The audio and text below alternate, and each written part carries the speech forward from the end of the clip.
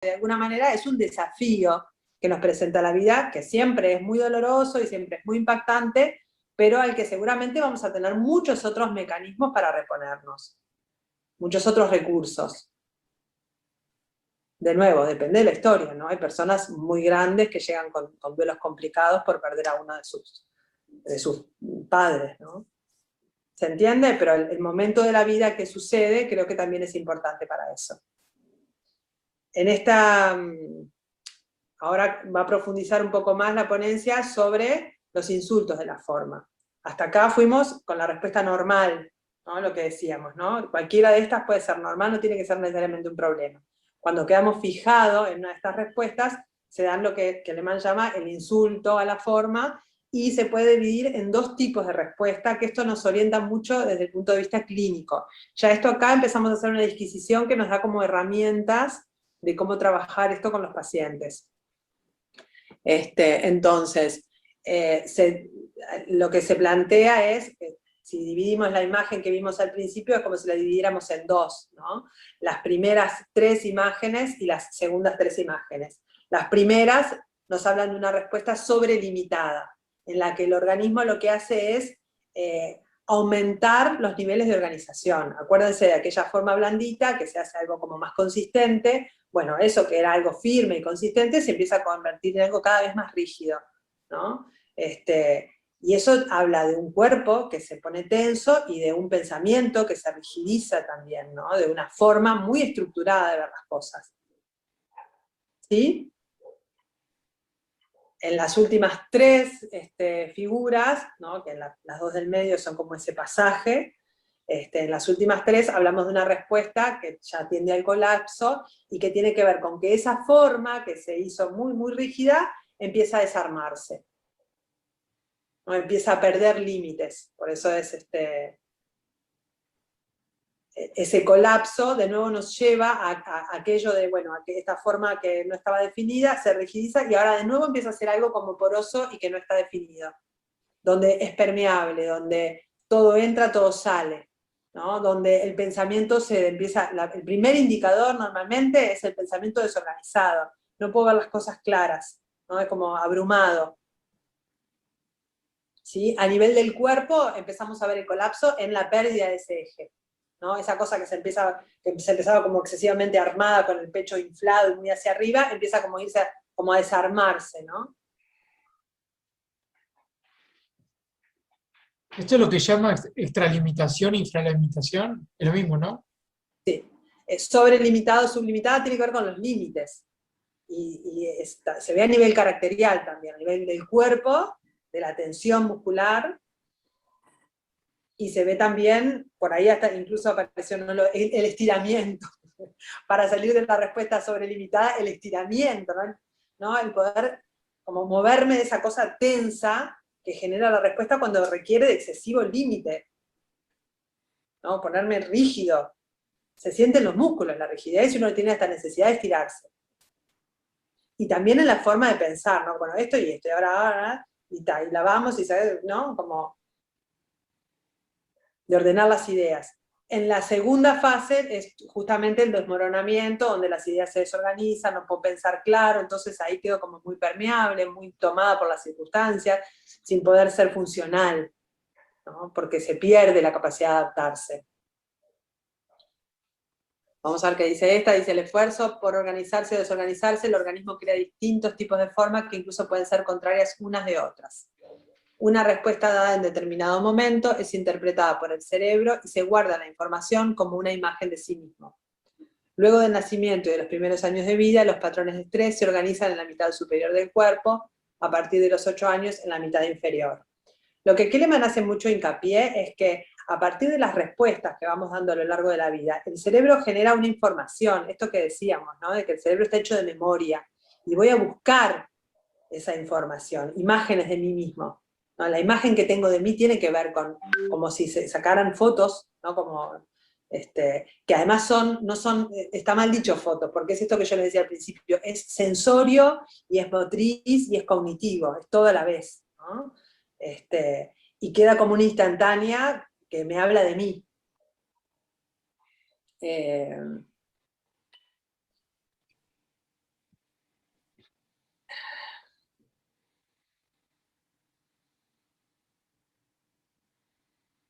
Anda a la anterior, Chino, de nuevo, a la que pasaste anterior, que me pareció una cosa que estaba buena también para retomar.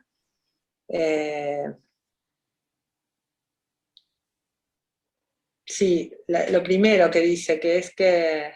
No, la siguiente. Ahí están de nuevo los patrones de estrés, si se fijan, ya ahí estamos más en lo que hablaba Federico de las estructuras de carácter, y se ven los tipos de cuerpo, ¿no? Ahí ya estamos más en la forma que se rigidizó, lo que se instaló en el cuerpo, como un patrón, como un insulto a la forma. Y ahí tenemos como los 4 tipos, ¿no? El tipo más rígido, que tenía que ver con las primeras figuras, el biotipo más denso, que es aquello de la desesperación adentro. Aparece otra figura que no está diagramada en el continuo de la forma, pero que tiene que ver con este momento de desesperación, que es la hinchazón, que es como que el cuerpo se hincha, la respuesta del colapso. Antes de ser colapso muchas veces es hinchazón. Yo te la llevo después, te la llevo a Alicia. Te la llevo. Y por último, ahí la figura colapsada, ¿no? No,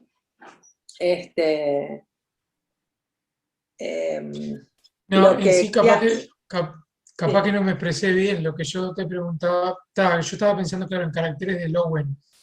sí, Si había como, obviamente, una tendencia a quedarte en tal o cual de estas fases en función del carácter que vos, porque el carácter lo formás en la niñez. Si tuviste, no sé, sí. un trauma a los 20 años, me imagino que en función de tu carácter vos tendrás una forma justamente de responder a esa situación traumática.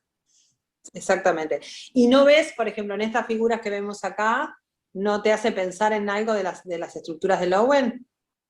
Sí, sí, pero más allá de que tenían otros nombres, vi que eran menos, por eso no. Claro, bueno, sí, porque de repente como quizás no está como tan diferenciado, ¿no? Pero sí podemos ver en la primera figura algo que tiene que ver con el carácter más rígido, en la segunda y tercera figura algo que tiene más que ver con los caracteres. Yo en realidad vería en la segunda figura el carácter masoquista, en la tercera ya vería algo más border, ¿no? Como ya empezar a ver temas de límites. Y en la última más tiene que ver con lo esquizoral. Sí, Claramente, cuando hablamos de una estructura de Lowen esquizoral, fue una estructura que tuvo altos niveles de trauma en el momento del apego. O sea, y el alto nivel de trauma en ese momento puede ser que la mamá estaba muy tensa, pero eso es altamente traumático en ese momento de la vida, y ahí depende del momento de la vida. Fue un apego traumático. ¿Por qué? Porque la mamá estaba ocupadísima. Cuando tenés 15 eso no importa, ¿no? Entonces, es un trauma que en ese momento de la vida ese organismo no logra sobreponerse y queda fijado en ese lugar de colapso, ¿no? Que seguramente pasó por muchas etapas de intentar llamar la atención y de no, pero rápidamente va a sobrevenir el colapso porque la forma casi no está armada de alguna manera. Los sí, más recursos, allá también de que lo que podríamos decir del propio trauma del nacimiento. exacto. Por eso yo les Mm. decía, todos tenemos historias de traumas. Podemos ir muy atrás en la historia. Exactamente. Y en esos momentos, todo lo que va a impactar al organismo, todo va a ser un montón. Y va a generar sobre todo, seguramente respuestas que tengan más que ver con el colapso, porque las posibilidades que tiene el organismo son muy pocas de generar formas nuevas o de poner límites. Fíjense que si para un organismo poder dar una respuesta sobrelimitada, tiene que estar desarrollado todo lo que tiene que ver con la contención de la musculatura, ¿no? Esta respuesta donde me distancio, me pongo ¿no? Ya tiene que haber un dominio del cuerpo, que un bebé antes de los 2 años eso no existe. Entonces no puedo dar una respuesta limitada porque no tengo la posibilidad neuromuscular de darla. No puedo ni tensar los músculos. Una de las cosas que trabajamos mucho con las estructuras más colapsadas, con la estructura más border, así, ¿no? Como hinchada o colapsada, es sentir los músculos. Muchas veces es como, ¿no? Como hacer ejercicios de tensión muscular para sentir la musculatura, porque de alguna manera estamos lidiando con una situación de estrés donde la respuesta muscular no se pudo dar porque la musculatura no estaba disponible. ¿Se entiende? Entonces, por ahí está como muy relacionado todo esto con las estructuras de carácter. Creo que lo que le agrega Lowen, que tiene que ver con esta visión de lo formativo como un proceso dinámico, ¿no? Es interesante porque arroja como algo que tiene que ver mucho más con la posibilidad de cambiar y de salir de ahí, y además lo que nos va a introducir también es como una técnica específica de trabajo con la memoria corporal. Una forma de abordaje también, que por ahí es lo novedoso. Acordate que Kahneman viene de la bioenergética, trabajó con Lowen, o sea, esto es como, de alguna manera profundiza, amplía, integra conceptos a los conceptos que vos ya manejás de la estructura del carácter. ¿Sí? Y esto acá puede haber como características combinadas, llamarle, Eso es genial, esa pregunta. A ver, pasar la diapositiva, Chino, la escena, a ver si seguimos, y ahí vamos, ahora vamos para ahí, que eso ahí quería llegar ahora. Los distintos insultos pueden afectar a las diferentes partes del cuerpo de distinta manera. La respuesta que organiza el cuerpo frente a los insultos que recibe es un estado del pasado, pero no tiene que ser la respuesta a futuro. Por ahí la posibilidad de esta cosa dinámica de la forma, ¿no? Podemos dar formas, podemos buscar formas nuevas, de verdad que se pueden buscar formas nuevas. Esas formas nuevas tienen que ver con una forma nueva nuestra también, ¿no? Con una nueva forma en el cuerpo, y hay que explorarla, como hicieron en el ejercicio al principio. La clave es la reorganización física. Una vez que una persona conoce cuál es su patrón de acción, puede interferir en el mismo. O si sé cuál es mi respuesta, puedo buscar activamente salir de ahí, y buscar e instalar, ¿no?, la forma nueva. La persona puede desorganizar y reorganizar una respuesta diferente para construir un cuerpo personal. Seguimos, Chino, porque yo creo que más adelante, cuando se habla de las estructuras, por ahí están las estructuras, la estructura rígida, densa, hinchada y colapsada, que lo relacionábamos con las estructuras de carácter de la bioenergética. Seguimos un poquito más. La respuesta rígida tiene que ver con... Ahí ya empiezan las estructuras, Duli. Sí, por eso. ¿Empiezo? ¿Querés agregar algo? No, para nada. Sí, porque estamos ahí, estamos con el tema de ya estamos ahí en las estructuras. Por eso me parecía Bien. que estaba bueno de repente ver las imágenes. Esto ya lo hablamos, de la primera respuesta extralimitada, que tiene que ver con la rigidez. Por ahí está buena esa imagen también de la estructura rígida, mucho hincapié en la camada mesodérmica. Seguimos un poquito más. Esto es todo de anatomía emocional, Luli. Sí. Bueno, por acá. Perdón, disculpe que tal. Lo que veníamos hablando, ¿no? De que se incrementa la forma, se incrementa la organización, esto da una respuesta más activa del organismo, todo, ¿no? Se prepara para la acción, de alguna manera, en esto de protegerme, de poner distancia, de poner límites, como que de alguna manera tiene como algo como de la camada mesodérmica, del organismo que se activa, ¿no? Que se pone, ¿no?, que da una respuesta desde la acción. Ahí habla de que se distorsiona la capacidad de cooperar unos con otros, ¿no?, con esta cosa rígida, si estoy a la defensiva. Y aparece el miedo al rechazo, al ataque, al abuso, postura de no emocional, expresión... ahí está bueno que ahí aparecen los caracteres. Sí, a ver, seguila, Chino. Acá decía Federico lo de los caracteres, fálico, histérico. Ahí va, buenísimo. Aparece la agresividad como componente y la dificultad para conectar con la ternura. Ahí va, las estructuras de carácter fálico, histérico, depresivo, maníaco, proyectivo, no conozco que sea un carácter. Pero bueno, las categorías más, ya, ¿no?, fueron las que nombramos, las más conocidas de Lowen. Vamos a pasar de ahí. Ahí va, la postura es no. ¿Vieron esa cosa de, ¿no?, como expresión emocional evidente, controlado, es como otra palabra que define mucho a esta posición, ¿no? El control, la tensión, el no, papel del héroe, de dominador, de luchador, contenido tenso, excesivamente autoafirmado, es como esta cosa, ¿no?, donde doy la imagen. O sea, creo que si ustedes ven esto, como que pueden ver personas, ¿no? Esta cosa, ¿no?, como de tengo siempre la razón, ¿no?, como más terco, impenetrable. Una cosa como al mando siempre. Vamos a pasarlo esto también. Chino. ¿Sigo? Sí, ahí no, ahí que no la vimos. Posición del cuerpo hiperactivo, porque está preparado para la acción. La energía, y ahí bien las flechitas, esa de repente, ahí como empieza, como el cuerpo es como si empezara a empoderarse, ¿no? Es como si frente a una situación lo que hago es hacerme más fuerte. Esa es el patrón energético. Por eso, y lo habrán visto, ¿no? Esta cosa, ¿no? Como de ese cuerpo que va hacia arriba. A veces la respiración va hacia arriba, uno que, ¿no? Como esa cosa como inflada arriba, o como más grande arriba, no necesariamente inflada, ¿no? Pero sí, esto de las flechitas para arriba porque me tengo que empoderar, tengo que hacer más, no tengo que enfrentar esto como de lugar.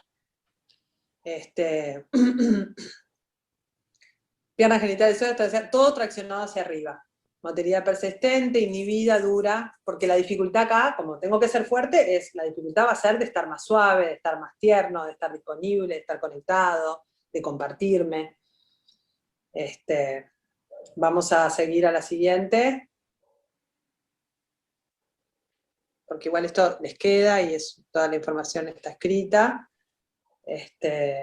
Acá aparecen las relaciones con los demás. Eso, en esto de hacerme más grande, a veces también resulta bueno hacer en pequeñez, infantilizar a los otros.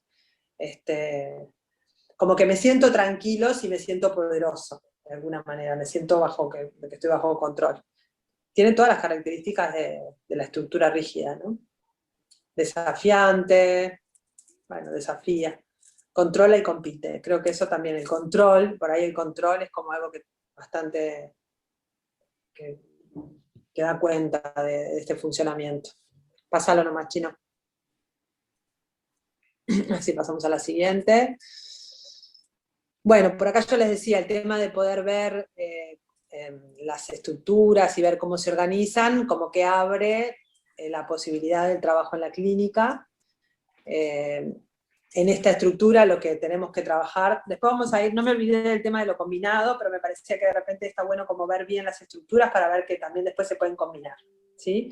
Entonces piensen de nuevo en la primera imagen, en el continuo del estrés, y por ahí eso está bueno para pensar esto, que tiene que ver con que es una estructura que no se da el permiso de colapsar, ¿no? Frente a cualquier situación siempre tengo que tener la razón, y siempre tengo que estar, ¿no? Como ser dueño de la situación, y siempre, que puede ser muy desgastante también, y muchas veces se producen otros niveles de colapso en esto, ¿no? Como enfermarse, qué sé yo, ¿no? Porque la exigencia de nunca me puedo, no me puedo tirar,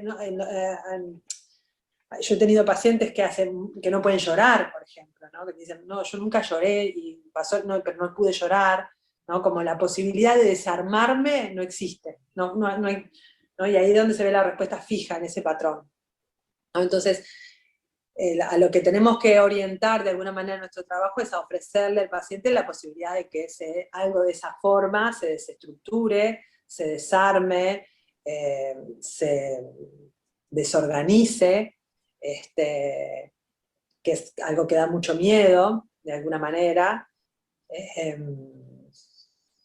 Sí, es casi como, bueno, esta cosa como de, ¿no? De morir para renacer, ¿no? De alguna manera ya sabemos que el eje de la terapia va a estar cuando llega un paciente con estas características, vamos a tener que acompañar, pero con este norte, ¿no? De saber que lo que necesita el paciente es desarmarse en el consultorio, ¿no? ¿Para qué? No para quedar desarmado y colapsado, para volver a armarse de una manera que sea más funcional y adaptativa a su situación actual. Ya sabemos que cuando la respuesta quedó fija es porque fue una respuesta propia de un momento de la vida en que no había otra respuesta posible. ¿Vamos a seguir? ¿Dará el tiempo para cada uno de los caracteres describirlos, Juli? Tenemos 9:30, por eso te decía, vos anda pasándolos, que los vamos así como enunciando por arriba. Bárbaro. ¿Sí? Por eso te lo estoy haciendo medio rápido. Porque además ya lo fuimos como nombrando, la respuesta densa la asociamos a la estructura más masoquista, y es como que el nivel de rigidez aumenta un montón, y aumenta también la sensación interna de perturbación, ¿no? La sensación como de bomba a punto de estallar. Esa es la sensación, ¿no? Como que tengo una cosa contenida que en cualquier momento exploto. Ahí va, por ahí está una persona que se dibujó a sí misma con este patrón. Pasar los miedos, más y más duro, entra el conflicto ya, entre me aguanto o me exploto, ¿no?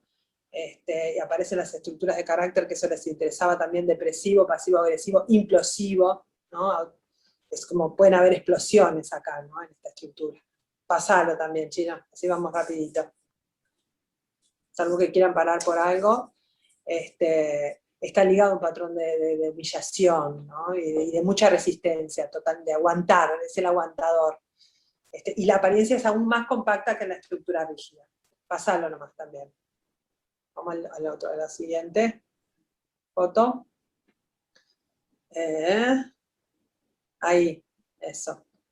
Ahí aparece esa cosa como mucho más densificada, ¿no? Como mucho más de aguantar. Realmente la imagen da esa sensación de estar aguantando. Seguí nomás.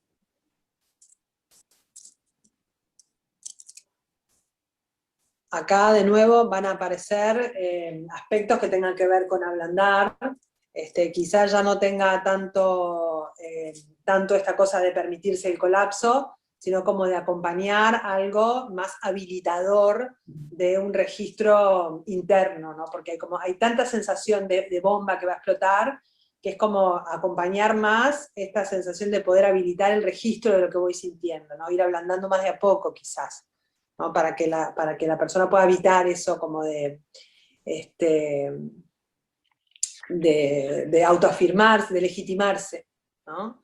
De perderse el miedo a todo eso tan intenso que está adentro, ¿no? Ya es como, el proceso ya es como más que tiene que ser más guiado de aceptar lo que siento, aceptar todo lo que tengo adentro, ¿no? De poder ir aceptando y expresando, y por ahí se va ablandando también, ¿no? ¿Sabes que es muy curioso? Miedo. Es muy curioso esto porque resuena un montón. De hecho, una vez trabajé en terapia Gestalt, le decía al terapeuta, siento que soy una bomba a punto de estallar, y trabajé con eso. Resuena mucho. Eso. Entonces, una bomba a punto de estallar, tampoco le vamos a decir, bueno, rompe todo o tirate a patalear, no, es como empezar a poder ponerle registro sensorial y también cognitivo a todo lo que estoy sintiendo y aceptarlo, y ahí sí poder, ¿no? Bueno, si siento esta rabia en este momento con esta persona y es por tal cosa, y encuentro algo que me permite liberarlo. Y de a poquito voy como empezando como a liberar, ¿no? Todo eso que está que por otro lado también como es tanto asusta un montón ya, ¿no? Es como, no puedo con todo esto, ¿no? ¿Seguí pasando, Chino? Bien, seguimos. La respuesta siguiente es la respuesta hinchada. Ya la desesperación hace como que estallen los tejidos. Es cuando las personas, el cuerpo es como grande, pero es blando, no es denso. ¿Sí? Por ejemplo, partes del cuerpo que están con obesidad, que tienen esa cosa como blanda, ¿no? Que se hinchó de alguna manera, ¿no? Como que explotó por dentro. Esa cosa que estaba a punto de explotar, explotó. Explotaron los tejidos, de alguna manera. El cuerpo los músculos perdieron la capacidad de contener esa emoción. Acuérdense que el músculo es como la protección que tenemos, ¿no? La emoción se descarga a la musculatura y ahí se contiene también para después ser expresado. Si contengo, siento que voy a explotar de tanto que contengo, puedo llegar a explotar internamente, hacia afuera o hacia adentro. Cuando exploto hacia adentro es cuando se producen estos patrones hinchados, ¿no? Que es ese cuerpo blando. Seguilo nomás, Chino. A ver cómo estamos de tiempo, 9:05. Bueno, tiene que ver con el cuidado, falla, y ahí cuando estamos en la respuesta hinchada empezamos a ver ya un patrón de desorganización, ¿no? Por algún lado la desorganización empieza a aparecer. Capaz que hay mucha estructura, la persona es muy organizada en algunos aspectos de su vida, pero en otros se caotiza totalmente, ¿no? Y esta misma desorganización puede verse en los tipos de personalidad, ¿no? Personalidades más narcisistas, hinchadas hacia arriba, personalidades más adictivas. Tiene más que ver con la estructura border, como decíamos, ¿no? Entonces, aparecen este tipo de estructuras de carácter. Seguilo nomás. Bueno, invasivo y manipulador, porque la persona cuando se hincha también es como una forma también de ocupar más espacio, ¿no? Como energéticamente es la última respuesta antes de desaparecer prácticamente, ¿no? Entonces, ocupo espacio, ¿no? Me gano en visibilidad. Entonces la respuesta hinchada a veces también es hablo mucho, y hablo fuerte, y hablo pila, y ocupa todo el espacio con todo lo que digo, pero también llega un momento que el otro se pierde porque empieza como a desorganizarse, ¿no? Eso como... Ahí va, seguimos. Posición del cuerpo, cabeza inflada, tórax retraído, ausencia de hombros, bueno, porque ahí se ve también algo como de que empieza a colapsar, ¿no? Carece de límites, ese es el punto, acá, sobre todo. Seguí un poquito más, y las flechas vieron que van en todas direcciones también, ¿no? Relaciones con los demás, de uso, de sumisión, de subordinación, seguí un poquito más, Chino, seguílo con la otra. Bien, acá hay como el trabajo de la orientación terapéutica que tiene que ir a poder como deshincharse, ¿no? Como poner límites. En el cuerpo muchas veces es de verdad sentir los límites, ¿no? Que el terapeuta le haga sentir el límite, ¿no? El límite con un objeto, con el cuerpo del otro, con la palabra del otro que pone un stop cuando la persona se desorganiza verbalmente. Empezar a generar un patrón de organización. Seguí nomás, seguimos. Llegamos a la última, que es el colapso, la forma se desorganiza. Acá ya, de alguna manera, es como la última respuesta posible, que es la derrota, si se quiere, de alguna forma, ¿no? Es la persona que quedó derrotado. Entra la apatía, la desesperanza, la depresión, la organización es muy pobre, hay una organización que está basada en esto, que es una muy pobre organización, pero que la tiene al fin, ¿no? Como decíamos, que también tiene sus beneficios. Y es la persona que se abandonó, de alguna manera. Seguimos, ahí va, un poquito más, seguí con la otra. Etapa de crear, una forma desorganizada, pérdida de límites, bueno, en la estructura desorganizada hay mucho de necesitar, como de contención afuera, ¿no? En esta falta de límites. Y los caracteres son borderline, oral dependiente, depresivo. Sí. Seguí la siguiente.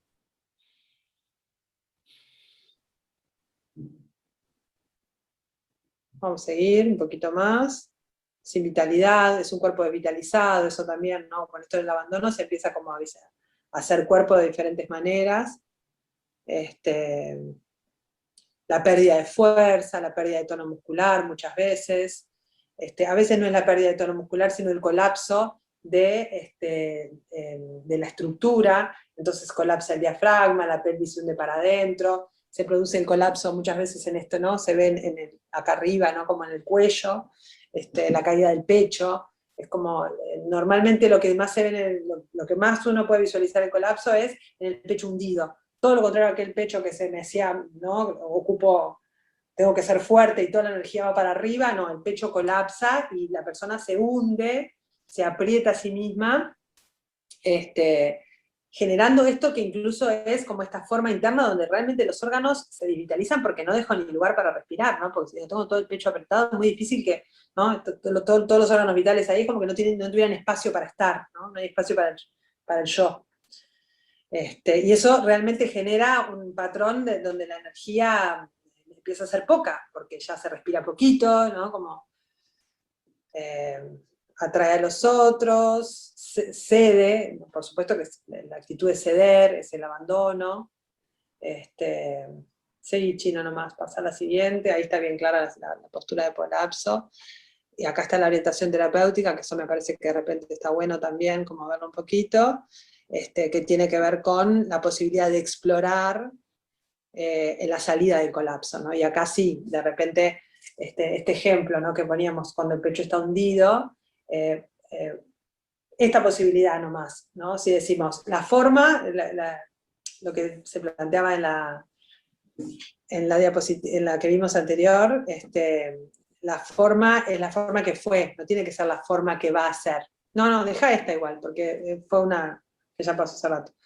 Me interesa como esto de poder, porque en este ejemplo es muy claro, ¿no? Como la forma que tuvimos no tiene que ser la forma que vamos a tener en el futuro, ¿no? Y nos podemos dar una forma nueva.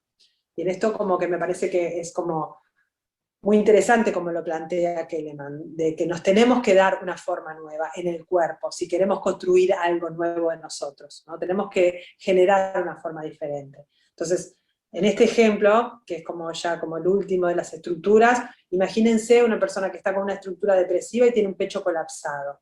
No hay manera de salir de esa depresión si el pecho no se abre, ¿no? Entonces hay que explorar esa forma nueva, ¿no? Como generar espacio para que la vitalidad circule. Esperen que no quiero ¿no? Algo más que quería plantearles con esto. Esto es importante tomarlo en conciencia porque de alguna forma lo que queremos hacer hincapié es que para salir, para generar, ¿no? Esto piensen en el ejercicio que hicimos al inicio, si queremos generar una forma diferente, tenemos que ver cómo hacemos para generar una forma diferente. O sea, cada persona tiene que poder ir a su patrón, ¿no?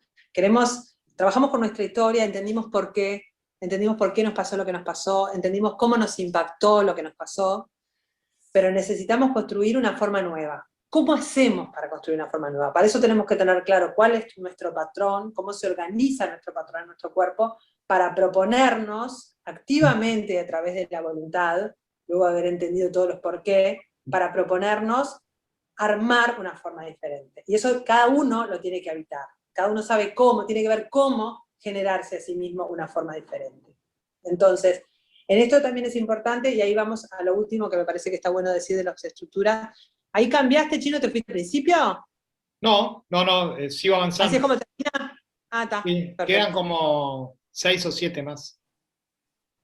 Está. Bueno, esto es un poco lo que hemos venido diciendo, ¿no? Me parece que, a ver, seguí un poquito más, a ver si habla de las mezclas de una psicología del cómo, que es esto que le estaba diciendo ahora, ¿no? Como, bueno, si estuvimos mucho, ¿no? Si la psicología nos ha llevado mucho a pensar el porqué de lo que nos toca vivir, o el porqué de las respuestas que damos, la psicología de la forma lo que propone es una psicología del cómo salir de esta respuesta, de cómo armar algo nuevo, ¿no?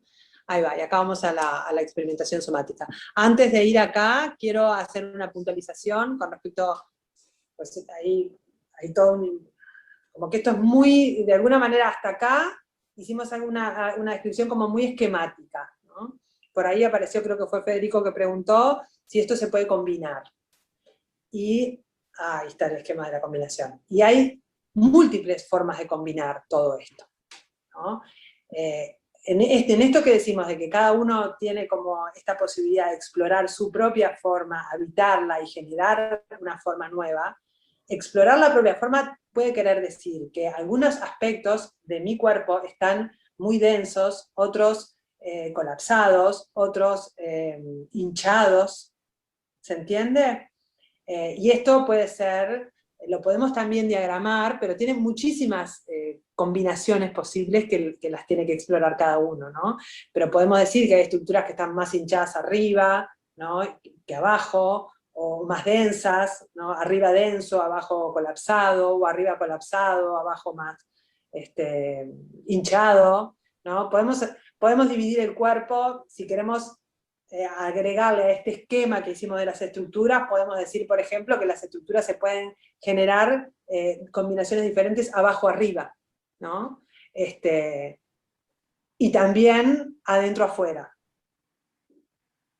¿no? Que coexistan esas diferentes posibilidades al interno. O sea, una persona puede funcionar de una manera muy rígida e internamente habitar una sensación de colapso, ¿no? Sí, bueno, por ejemplo, ¿no? Como internamente, ¿no? Y eso le agrega toda otra complejidad al trabajo con la forma. ¿Se entiende?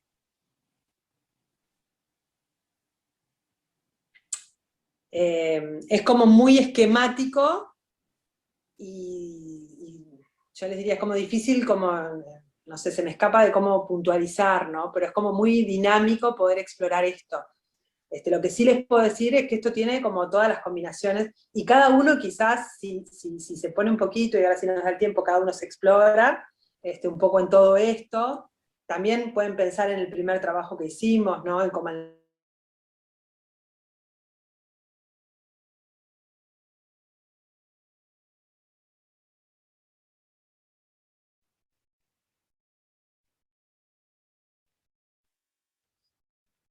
¿Alguien tiene alguna pregunta?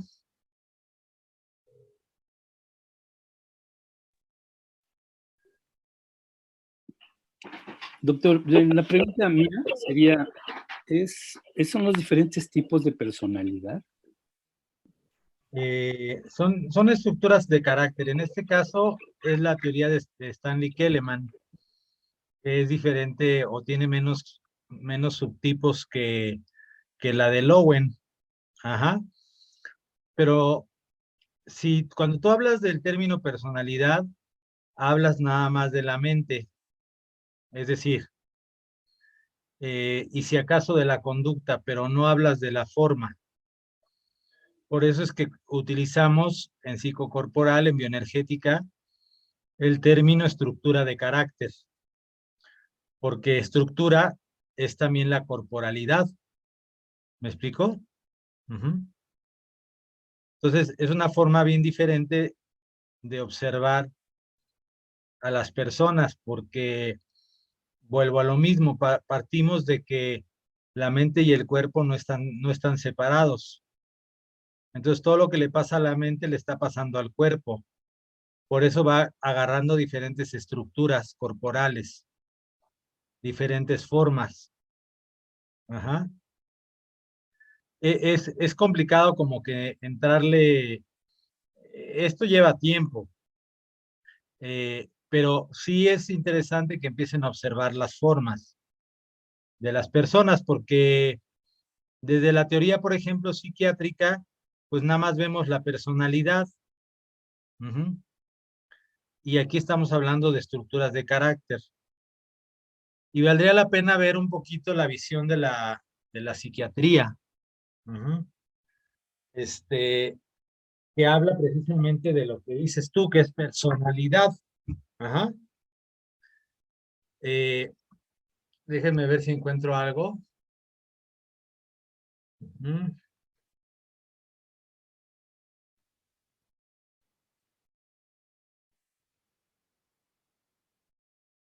Mm, ok.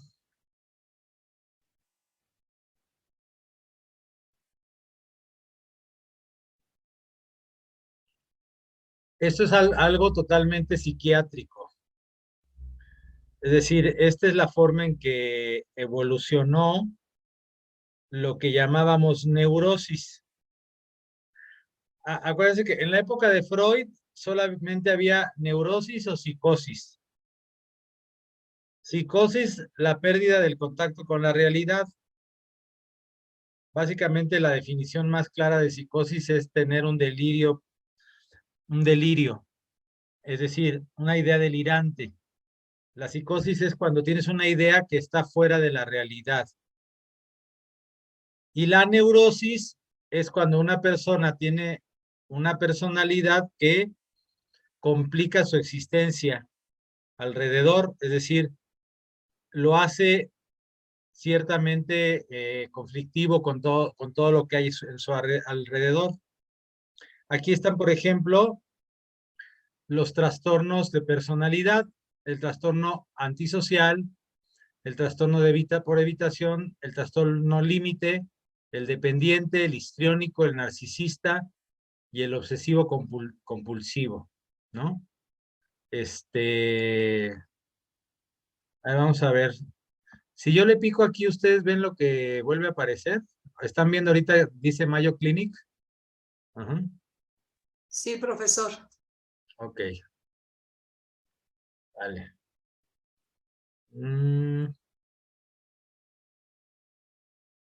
Ok. Por ejemplo, trastorno de la personalidad paranoide. Si se fijan, le llama Lowen esquizoide y abarcan un poquito estos dos trastornos de personalidad. Vamos a ver el paranoide. Desconfianza y sospecha generalizada hacia los demás. Creencia injustificada de que los demás intentan dañarte o engañarte. Sospecha de deslealtad, Vacilación al confiar en los demás, percepción de comentarios inocentes o situaciones no intimidantes como si fuesen insultos o ataques personales, reacción hostil hacia los insultos, tendencia a guardar rencor, sospecha injustificada. Este es un trastorno de personalidad, no es una psicosis. Psicosis sería cuando una vez vi un caso clínico en un hospital psiquiátrico en donde el señor estaba convencido de que su mujer cada vez que entraba al baño se veía con su amante, o cada vez que y tenían sexo, y cada vez que bajaba en la noche a la cocina a tomar un vaso de agua, pensaba que ahí le estaba esperando su amante. Eso es una idea delirante porque es imposible en la realidad. Entonces, él ya no era un trastorno de personalidad paranoico, él era un esquizofrénico paranoide. ¿Me explico? Si no me entienden algo, párenme, por favor. Trastorno esquizoide. Falta de interés en las relaciones sociales o personales. Amplitud limitada de las emociones. Incapacidad para disfrutar las actividades. Incapacidad de captar las señales sociales normales. Aparenta ser distante o indiferente. Poco interés e interés nulo en las relaciones sexuales. Esto es como el esquizoide de este Lowen. Anda en su mundo, anda flotando, está en su mundo, no está en el mundo de la realidad. Desde la visión de estructura de carácter, fue sometido a mucho estrés en la muy tierna infancia, perdió confianza al mundo real. Entonces prefiere estar alejado de la realidad y del mundo real. Trastorno esquizotípico de la personalidad. Vestimenta, pensamientos, creencias y discurso, conductas peculiares. Experiencias perceptivas extrañas como escuchar que alguien susurra tu nombre, falta de expresión emocional, ansiedad social y falta de relaciones cercanas. Todos estos tres son muy similares en algunos aspectos. Respuesta indiferente, inadecuada o suspicaz a los demás, pensamiento mágico. El esquizotípico característicamente cree en la magia, cree en los espíritus, en todo el tema del mundo mágico, ¿no? Creencia que determinados incidentes o acontecimientos casuales tienen mensajes ocultos exclusivos para él. Ahora vamos a ver otro tipo de trastornos de personalidad que se parecerían más al psicopático, por ejemplo, de Lowen. Trastorno de personalidad antisocial. Es indiferente hacia las necesidades de los demás. Miente, roba, usa apodos, estafa constantemente, tiene problemas legales recurrentes, violación constante de los derechos de los demás, comportamiento agresivo, a menudo violento, indiferente hacia la seguridad propia y lo de los demás, conducta impulsiva, irresponsable, constante y falta de remordimiento por el comportamiento. En Lowen, este es el psicopático, pero aquí es más grave, aquí habla de los psicópatas, ese tipo de gente, ¿no? El Lowen es parecido al psicopático porque es una persona que obtiene lo que quiere manipulando y claro, su base en Lowen es esta parte de que en el fondo se siente muy débil, ¿no? Entonces tiene que demostrar su capacidad y lograr las cosas.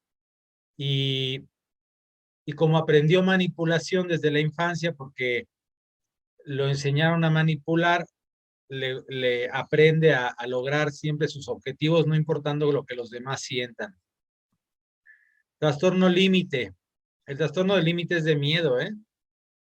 Conducta impulsiva y riesgosa, como tener relaciones sexuales sin protección, involucrarse en apuestas, tener atracones, imagen personal inestable o frágil, relaciones inestables e intensas, cambios de estado de ánimo a menudo con reacción al estrés interpersonal, conductas suicidas o amenazas de autolesión, temor intenso a estar solo o ser abandonado, sentimiento de vacío continuo, ataques de ira frecuentes, paranoia intermitente relacionada con el estrés. Se le llama limítrofe porque raya entre la psicosis y la neurosis. Y hay dos películas clásicas de esta personalidad. La primera es con Al Pacino y se llama Taxi Driver, y la segunda es con Nicole Kidman y Jack Nicholson y se llama Atracción Fatal. No sé si alguien vio alguna de estas que acabo de nombrar. Sí, profesor, Atracción Fatal. Entonces la mujer no puede soportar, con una sola noche que está con este cuate, se liga tremendamente a él y hace todo lo imposible y hasta todo lo necesario para seguir ligado a él. Entonces, este trastorno límite es muy grave porque hacen cosas bárbaras y son como lo que les platicaba una vez de la chava que se sacaba sangre y embarraba todo para evitar que le abandonara la persona, que era un hombre casado, y hacía unos dramas impresionantes, ¿no? En esa película, ella inclusive como que amenaza con matar a la hija o una cosa por el estilo, ya no me acuerdo.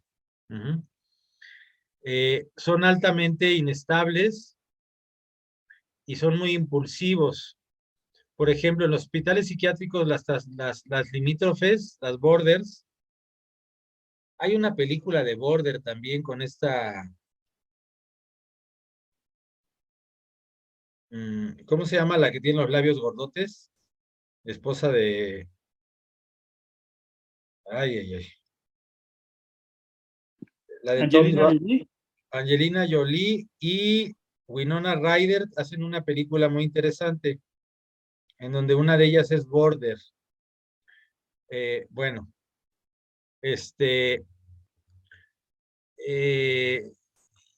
en el psiquiátrico son de miedo porque además tratan de manipular a los psiquiatras cañón. Te tratan de ligar a ellos, te ofrecen sexo, un montón de cosas. Ajá. Trastorno histriónico de la personalidad. Este es uno de los más conocidos y se parece un poquito a lo que estaban hablando en el gordito que puso como ejemplo esta chica. Búsqueda constante de atención,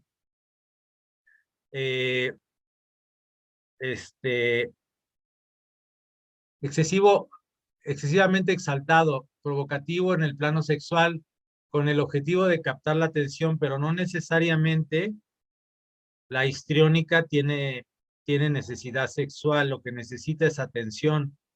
Muy probablemente no llegue a tener un contacto realmente íntimo sexual. Lo que requiere es la atención.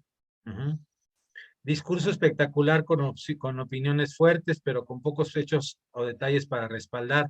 Es el centro de atención, es la que llega vestida de rojo en medio de la fiesta donde todos están de negro, ¿no? O es el gordito que siempre quiere ser el centro de la atención. No sé si han visto este tipo de gordito que es muy chistoso y muy jovial, y quiere ser centro de la atención de todos los demás.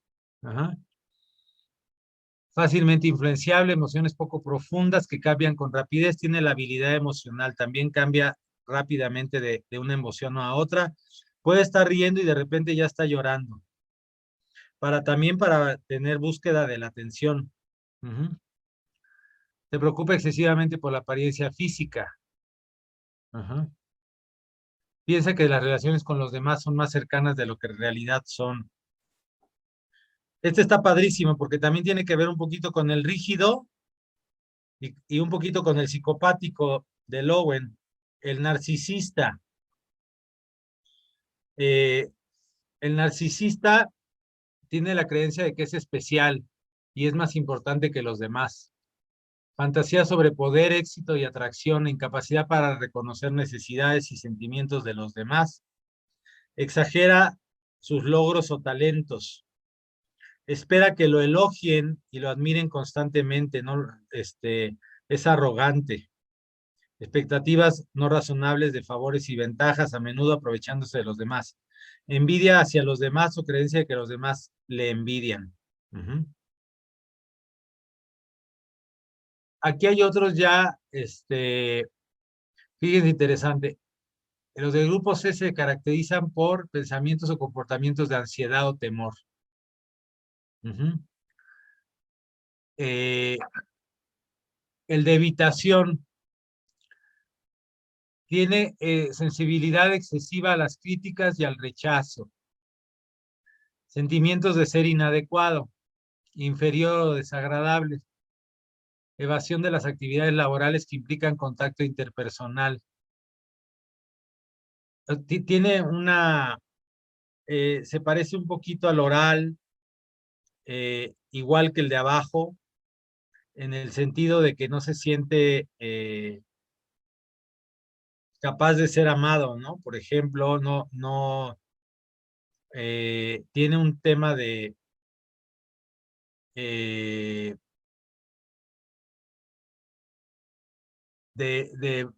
baja autoestima en este aspecto, ¿no? Tiene inhibidez, timidez, aislamiento social, tiene mucho miedo a la crítica o que lo lastimen. Por eso evita las relaciones sociales. Es muy diferente a los de tipo esquizoide, que es porque andan en otro rollo. En este caso sí está en contacto con la gente, pero siempre tiene miedo a ser rechazado, a ser humillado o cosas de este estilo. El dependiente depende excesivamente de los demás. Este es muy oral, totalmente oral. Dependencia excesiva de los demás y sentir la necesidad de que alguien te cuide. Conducta sumisa o apegada hacia los demás. Temor a tener que cuidarte o defenderte tú mismo si te dejan solo. Falta de confianza en sí mismo, necesidad de consejos excesivos y de la confirmación de los demás para tomar inclusive decisiones.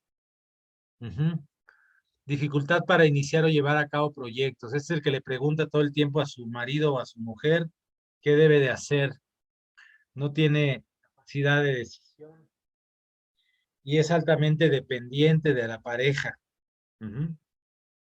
Y tolera por eso los abusos, porque es sumamente codependiente. El obsesivo compulsivo es muy interesante. Ese ya lo conocemos también mucho. Hemos visto películas como Mejor Imposible, El Ciudadano Kane, muchas películas que hablan sobre este trastorno en donde le preocupa excesivamente el orden a la persona. Perfeccionamiento extremo. A tal grado que es incapaz a veces de vivir con otra persona porque controla todo absolutamente.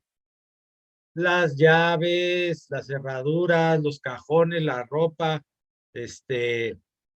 todo tiene que estar perfecto y bien acomodado. No se relaja, niega a reunirse con amigos o hacer actividades placenteras debido a un compromiso extremo con el trabajo, proyecto, incapacidad para desechar objetos rotos o inútiles. Estos son los acumuladores. Los acumuladores tienen trastorno obsesivo compulsivo. Es muy riguroso y obstinado y flexible. Entra un poquito como en el rígido.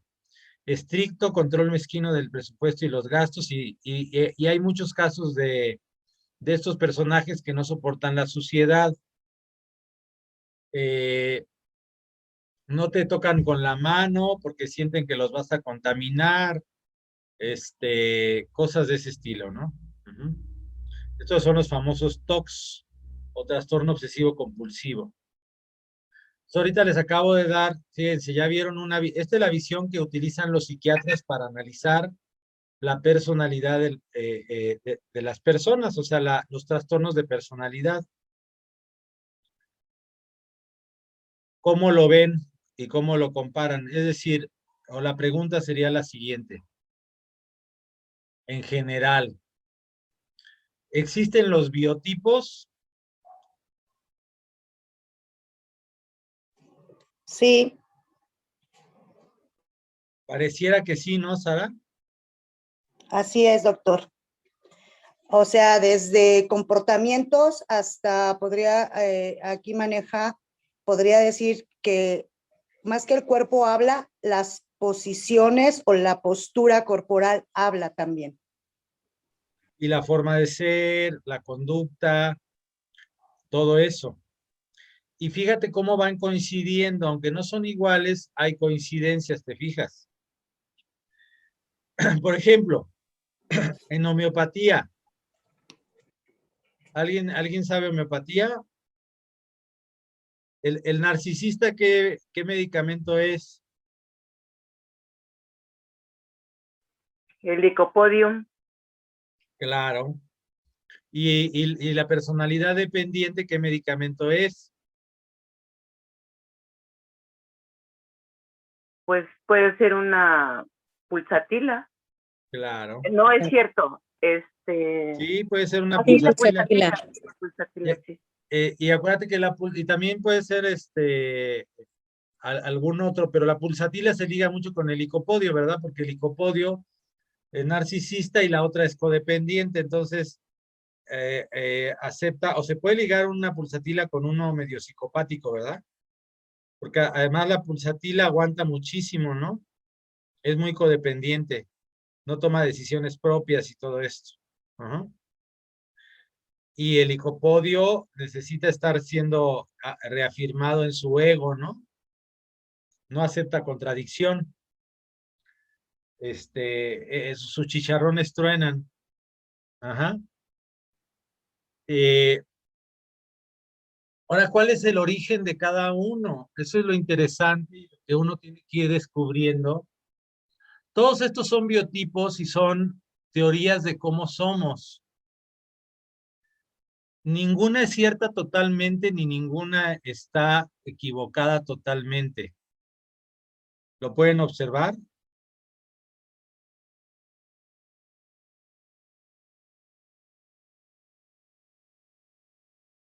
Hello, ¿hay alguien ahí? Sí, doctor. Eso puede ser porque hay como que varias personalidades en una persona. No solamente tenemos una, estamos como en combinación. Estamos en combinación, pero sí puede haber algún predominio de Sí, alguna claro. forma.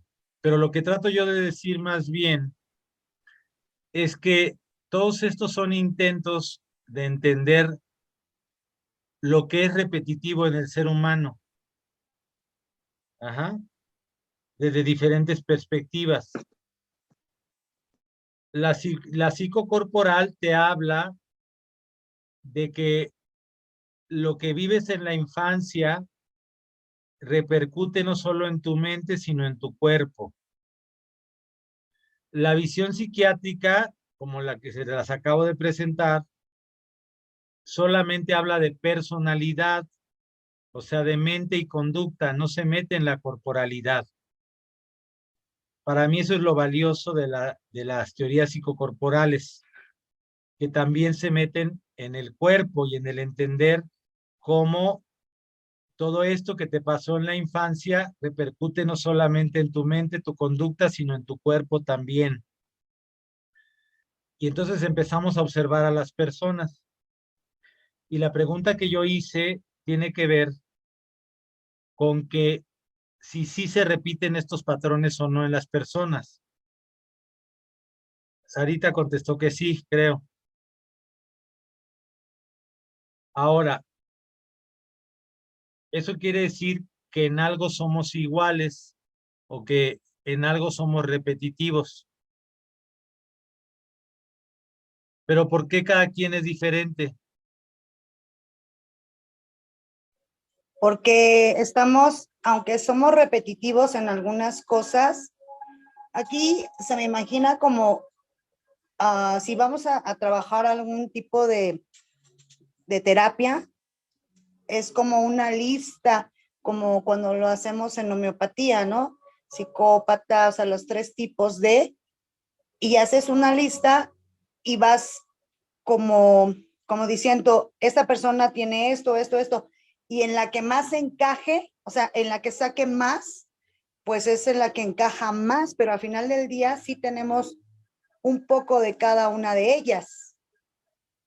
Pero esa sería mi manera de sacar cuál es su perfil al que más se inclina esa persona. Perfecto. Entonces, Bueno, si tú dices, yo pienso que adelante. usted preguntó que por qué hay diferencias, ¿no?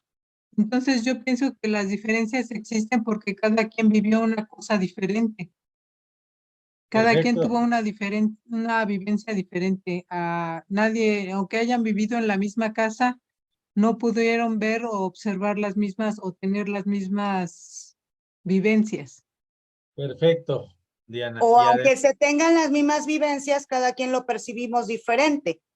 claro. Pero también ahí influiría el tipo de vida, ¿no? No se entiende. Elabora más. También el tipo de personalidad, ¿no?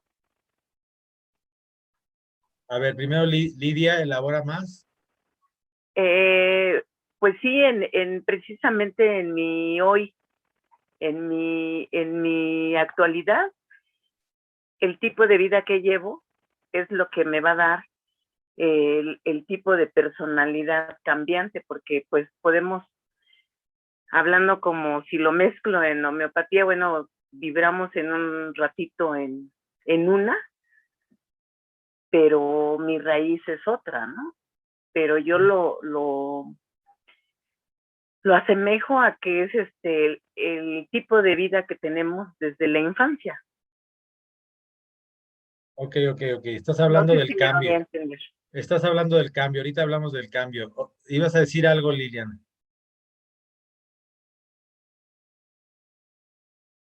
Lili. Sí, yo aquí estoy. Bueno, es que hace rato usted también preguntaba por qué era repetitiva la situación, si éramos igual o no. Yo siento que sí se dan esos caracteres repetitivos, porque obviamente sí vivimos cosas similares, pero yo siento que la personalidad de cada uno va a hacer la diferencia. Incluso ahorita que hablaba, ¿no? O sea, aunque vivamos el mismo evento, no todos lo vamos a asimilar ni a responder de la misma forma, porque eso es lo que nos hace diferentes, ¿no? O sea, somos iguales, pero diferentes. ¿Por qué? Pues porque tenemos esa situación de percepción, de personalidad diferente, ¿no? Diferente en el aspecto de que cómo lo vamos a ver, cómo lo vamos a resolver, pues de una forma diferente, porque eso me hace diferente, aunque seamos similares, no somos iguales, entonces no tenemos esa forma, eso es lo que nos hace esa diferencia, ¿no? Ok, entonces, tenemos similitudes los seres humanos y respondemos de manera similar a los eventos de la infancia, principalmente, pero cada uno con particularidades distintas. Es decir, como somos seres humanos, nos parecemos en patrones de formas de ser, y nunca olviden que tiene que ver con la etapa de la vida en que ocurrió el problema, pero cada uno somos diferentes, entonces tenemos algunas particularidades diferentes.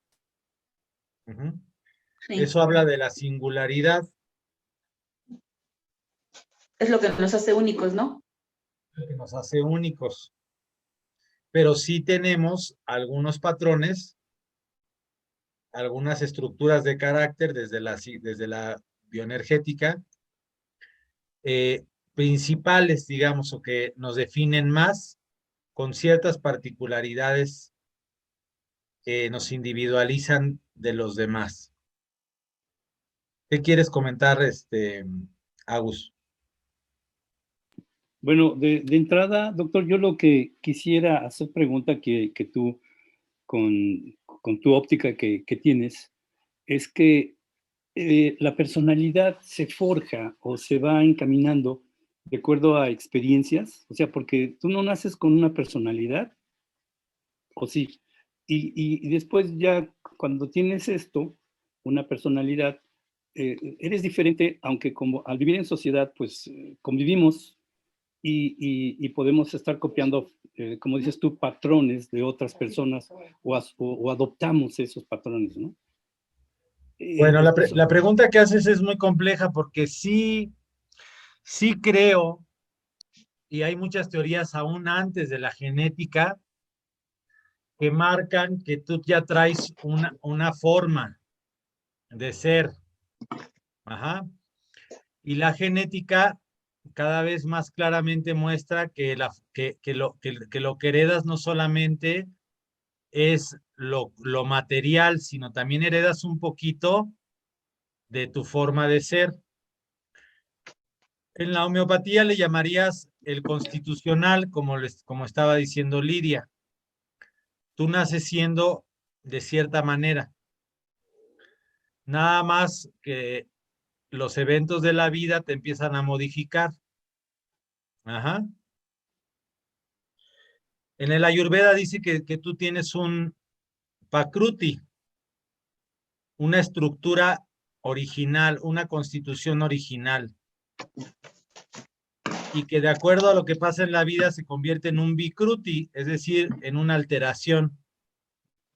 Pero tienes una forma original, una forma de ser y de estructura y de todo original.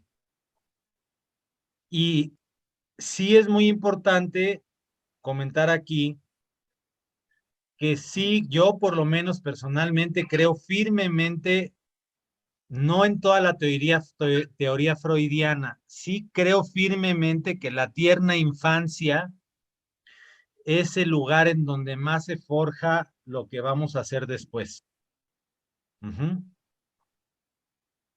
Y también creo, no sé quién comentó, que puede haber cambios aún después.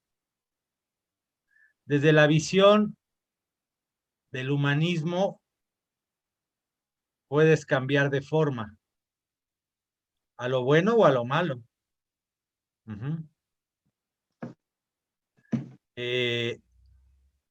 Y puedes regresar.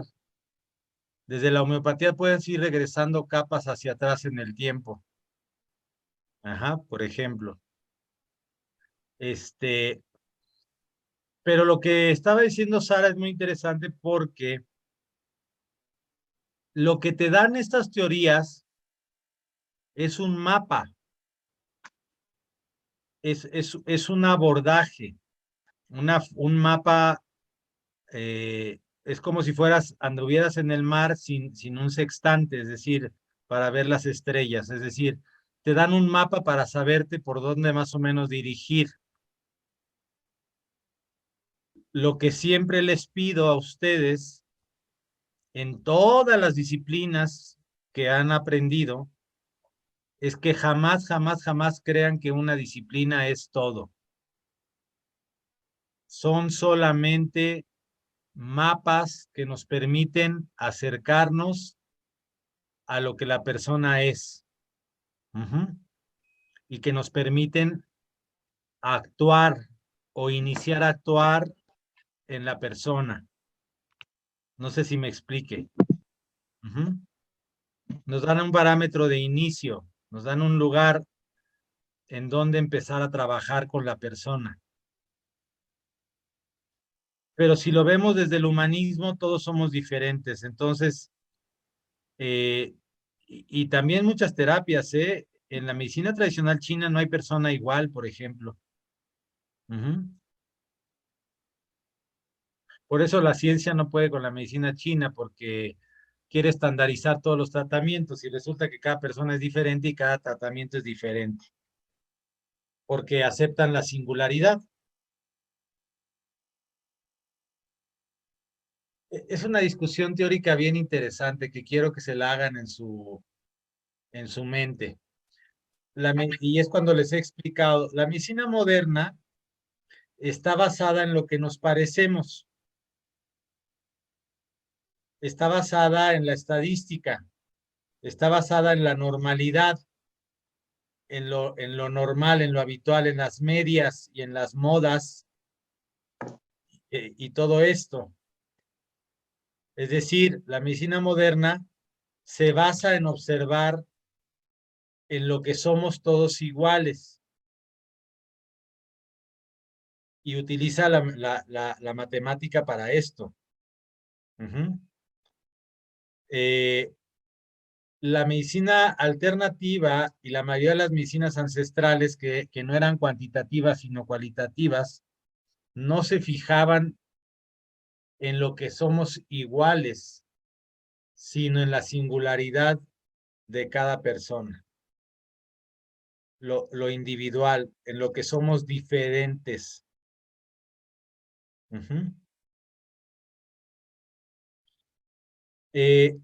Aprender este tipo de cuestiones es muy interesante porque te da un parámetro para observar y te ayuda muchísimo observar porque tienen algo de razón cada una de las teorías. Están viendo el elefante desde un ángulo y siempre es el elefante y te ayuda a empezar a entender el elefante, pero no te vayas todo el tiempo con la finta de que es la verdad absoluta. Es un parámetro para ir abordando y ir entendiendo a la persona. Y si se fijan en lo que ponía la maestra esta, casi al principio era puro humanismo. Y por eso he ido mezclando los dos aspectos. ¿Por qué? Porque el abordaje siempre es humanista, para ir conociendo los sentimientos de la persona, para que la persona pueda irse expresando e ir sacando todo lo que siente, todo lo que piensa, sus ideas, sus sentimientos, todo eso. En la psicocorporal, además, si ustedes observan, planteaba después inclusive hasta ejercicios. Al rígido hay que moverlo, ¿no? Por poner un ejemplo. Hay que hacer ejercicios para que se empiece a mover. Hay que tratarlo de abrir a la experiencia. ¿Qué harían con un rígido en una terapia grupal corporal? A ver, sean creativos. Pues primero ejercicios de respiración. Ok, pero ¿cómo lo meterías más, cómo lo romperías más al rígido? Sería haciéndole preguntas y dejarlo que se exprese para también entenderlo, ¿no? Bueno, esa es la primera etapa. Te estoy hablando, por ejemplo, en una terapia grupal. A ver, voy a ser más específico. En una terapia grupal en movimiento, ¿qué harías con un rígido? Lo pondría a bailar. Yo también. Bien. Abrazarlo. Bien. Bravo. Ejercicios a un de yoga, rígido profesor, interactuar mente, cuerpo y alma. A un rígido lo pondrías a bailar. Perfecto. En un ambiente no crítico, ¿verdad? En un ambiente bien, en donde vale madres cómo bailas. ¿Me explico? Sí, Porque no queremos reforzar la rigidez, lo que queremos es que la suelte. Entonces dices, aquí todos vamos a bailar como se nos hinche un huevo. No importa cómo bailes y pones I feel good. I feel good. Tararara, ¿sí? Por ejemplo. Y todo el mundo hace lo que se le hincha un huevo. Y nadie critica a nadie. Eso va rompiendo la rigidez. Bien. ¿Qué haces con un oral? Un oral que piensa que el mundo no lo quiere. Hacer sonidos.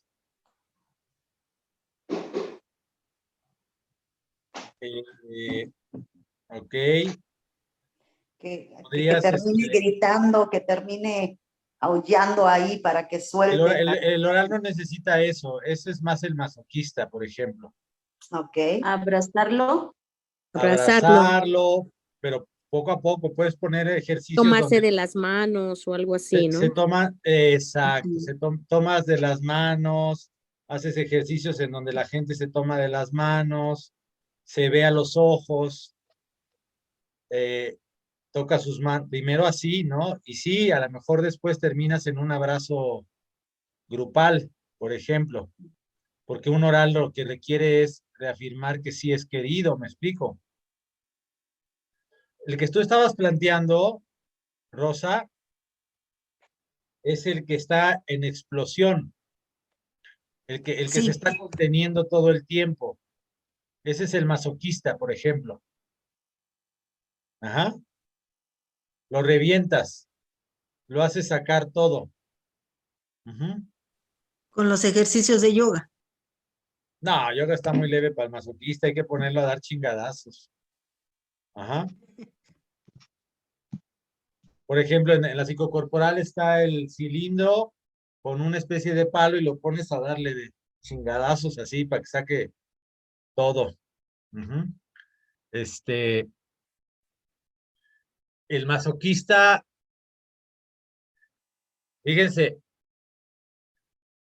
desde otro aspecto, desde otra concepción, el más servil de todos es el más peligroso de todos. ¿Por qué?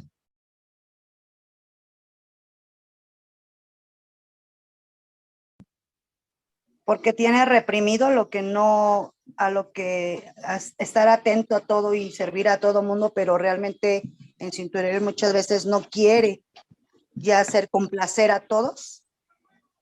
Es correcto. Y está acumulando energía. Ujú. Porque Adelante, nunca Martina. sabes lo que está pensando en realidad. Porque se le enseñó a ser masoquista, se le enseñó a ser sumiso. Entonces aguanta y aguanta, y siempre es servil. Pero el día que explota, cuidado, cabrón. Te mete un cuchillo en la espalda. Ujú. ¿Me explico? Sí. Entonces, a ese hay que hacerlo explotar. A ese hay que reventarlo. A que saque todo eso, a que se convierta en asertivo. Es decir, a que exprese sus emociones y lo que siente, que crea asertividad. Acuérdense que asertividad es la capacidad de decir cómo te sientes con lo que está pasando. Ajá. Entonces le ayudas a que empiece a expresarse y a que empiece a decir, esto no me gusta, esto sí me gusta, a poner límites, a decir eso es ser asertivo. O sea, y si lo quieres poner corporalmente a hacer algo, que reviente. Acuérdense que ya les platiqué el psicodrama que me hicieron a mí, que nos pusieron máscaras y eso. ¿Sí se acuerdan? Sí, profesor. Y que se me montó esta mujer para llevarme al extremo o sea, se me montó y no se me despegaba, pero todo bien chistoso, de verdad. Se me montó y no se me despegó, aunque yo hacía todo mi esfuerzo por sacármela de encima. Y me reventó, hasta que me reventó completamente a llorar. Entonces, a un masoquista hay que reventarlo, hay que saque todo. Vámonos. Ujú. Se puede también tal vez provocarlo con palabras, con lo que más le moleste. No, porque eso es lo mismo que le hicieron. Ese es lo mismo que lo hicieron. ¿Por eso es masoquista? Así es, el masoquista lo obligaron. Mm. El masoquista fue obligado en su infancia.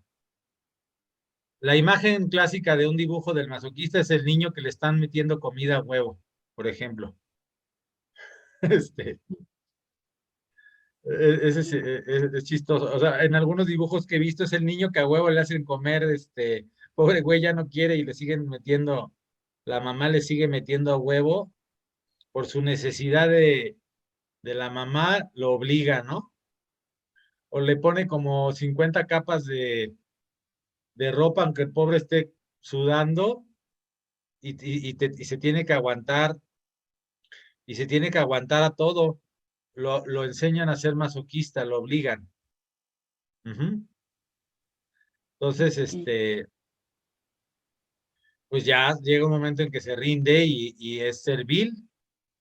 Ya acepta todo lo que los demás quieren, pero guarda ira, guarda energía, guarda una pinche energía que cuando explota se convierte en un toro. Y nadie lo para, ¿eh? Es destructivo, cabrón.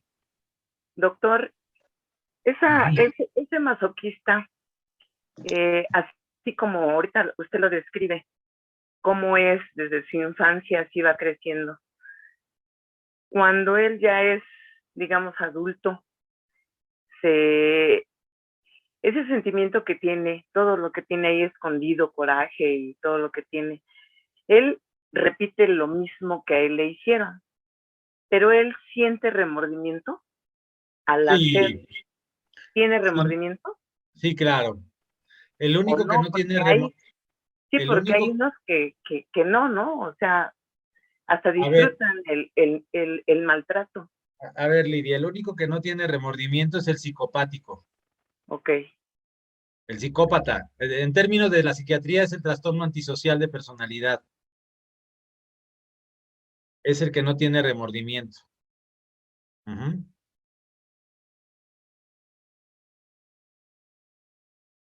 Ese es otro, ese se parece más al psicopático, el que quiere obtener todo y lograr todo y no le importan los sentimientos de los demás. Pero ahí en la personalidad sadomasoquista, bueno, yo había leído que pasan de ser agredidos a ser agresores, o sea, siempre hay esa primera parte, o sea, primero me lo hacen, después yo lo hago.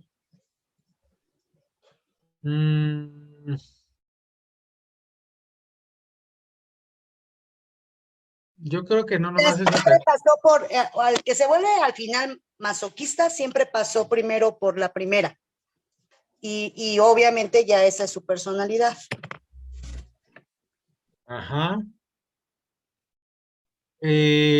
Híjole.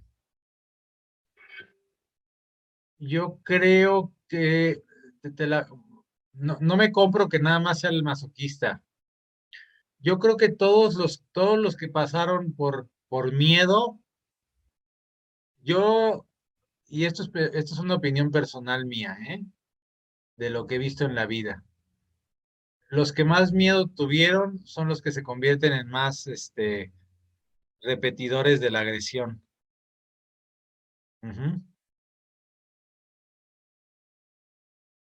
Yo eso es lo que he visto, independientemente de la personalidad. Sí, pero al final de cuentas primero pasó por la primera etapa. Sí, claro. Cuando estaba en el ejército, los más maricas eran los que cuando tenían el poder se convertían en los más agresores. O sea, los que sentían más miedo. Perdón por decir marica, estuvo mal haber dicho esa palabra. Porque no estoy siendo humanista, estoy siendo discriminador. Es decir, el que sintió más miedo, el que sentía más miedo se convierte en el agresor más cabrón después.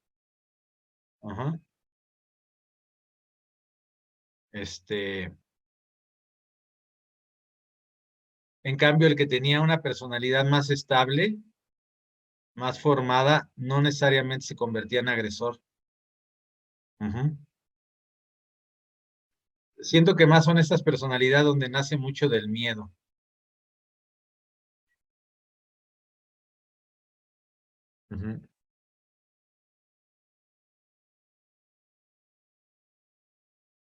Pero bueno, en general el agresor, para empezar, es psicopático. No le importa, no tiene el sentido de culpabilidad. Es muy diferente al agresor por ira. Es muy diferente, El agresor por ira siempre siente culpa después y siente mucha tristeza de lo que hizo. ¿Sí entienden esa parte? ¿Como arrepentimiento? Sí, el clásico ejemplo son los alcohólicos. Hacen su desmadre y al día siguiente están con la cola entre las patas del desmadre que hicieron y se sienten de la chingada y vuelven a tomar alcohol para olvidar todas las estupideces que hacen, por ejemplo. No es un psicopático. El psicopático le vale madre saber causado daño. Ujú. No siente remordimiento. Entonces, distingan el que ejerce violencia no siempre es porque lo goza o porque no siente culpa y eso es muy diferente. Hay gente que ejerce violencia por un estado de miedo que lo pone en un estado de ira y ejerce violencia, ¿no? Y luego siente una gran culpa. Ujú. Ese es mucho más rescatable. Ajá. Mucho más rescatable. Los psicopáticos está cañón, hacerles sentir culpa y reconocimiento de lo que han hecho está cañón. Ujú. Le enseñaron a ser así,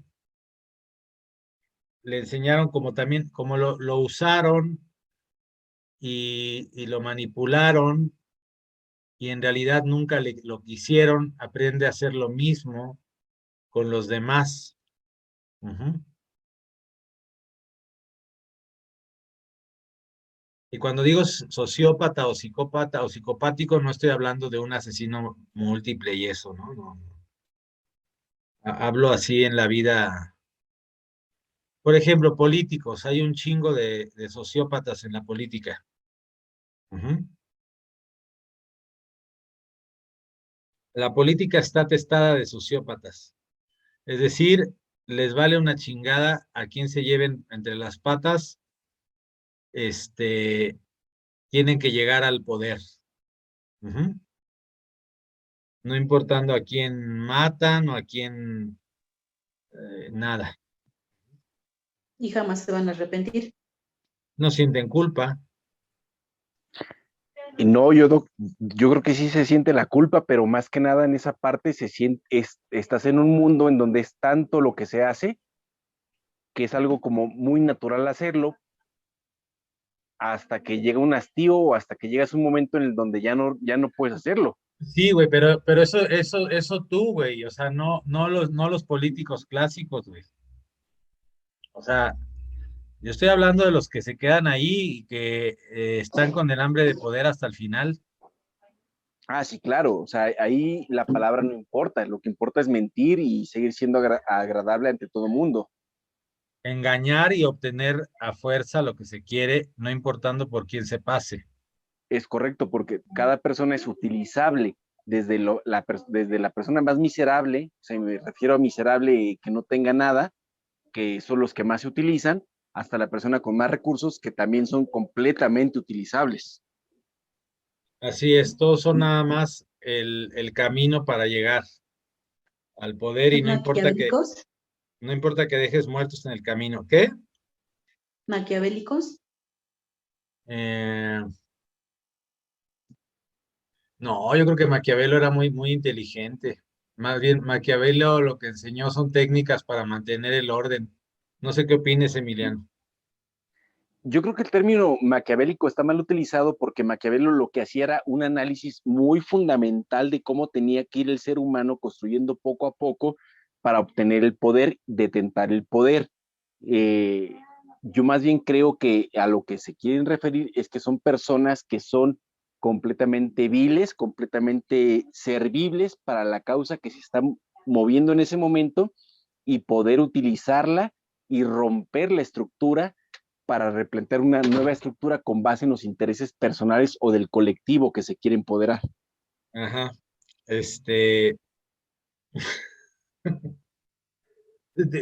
O sea, bueno, tienes que hablar como politólogo, no puedes evitar el lenguaje, o sea, atravesar a quien sea.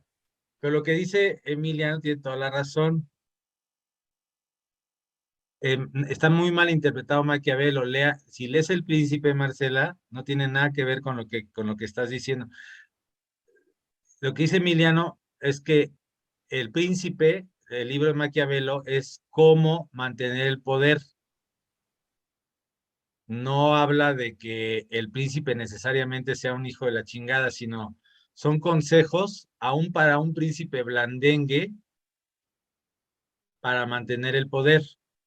Ajá, es muy diferente. A ver, dime, Emiliano, un psicópata, pero de poca madre, de los presidentes de las últimas décadas. Salinas de Gortari. Exactamente, era lo que iba a decir, Salinas, pero más allá de Salinas, Yo creo que el que está actualmente. No, más allá que ese, yo creo que sería Felipe Calderón. Yo también. Yo creo que este es más psicópata que cualquier otro, porque además nos hace creer que él no lo es. Yo creo que este es peor que todo.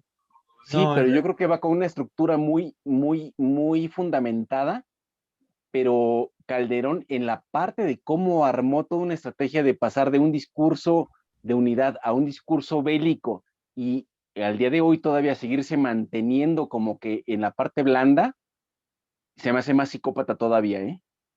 Sí, el clásico psicópata de nuestros presidentes es Salinas, porque abiertamente mostró conductas de ese estilo al matar a Colosio y al matar a su cuñado y todo ese tipo de cosas.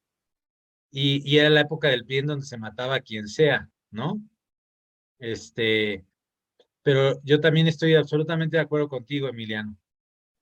Lo que pasa es que la gente no alcanza a dimensionar la cantidad de gente que se murió gracias a las decisiones de Calderón. Ajá. ¿Cuál es, doctor? Para mí Calderón es el peor de los psicópatas que ha habido en los últimos Pero díganos décadas. como cuáles decisiones.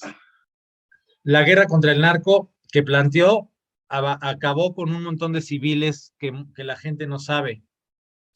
Por ejemplo, la matanza que hace, ¿cómo se llama la matanza cuando hace que los estos que defendían su territorio entreguen las armas? Las autodefensas. O sea, sí, pero hay es Apatzingán, ¿no?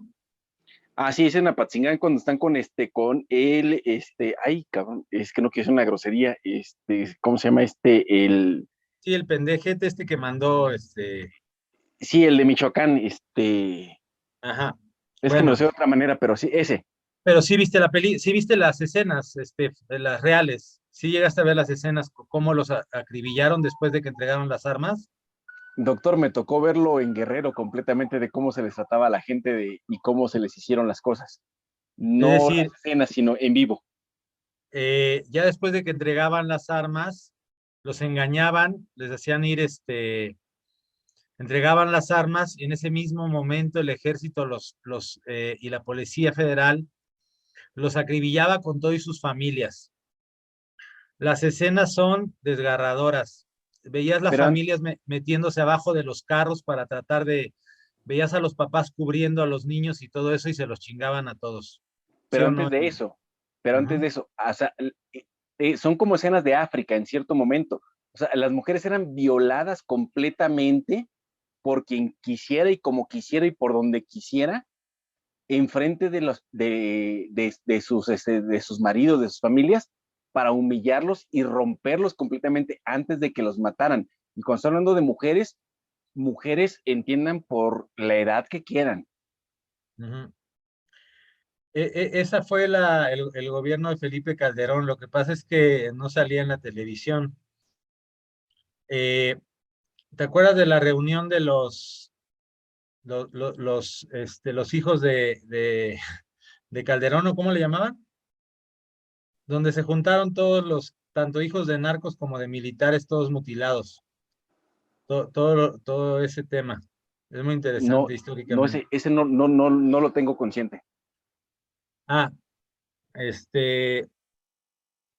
En este sexenio se juntaron, en el sexenio, sí, fue en este sexenio, se juntaron todos muchísima gente, muchísimos niños y gente que había el resultado de lo que fue la guerra de este hombre que hizo contra el narco.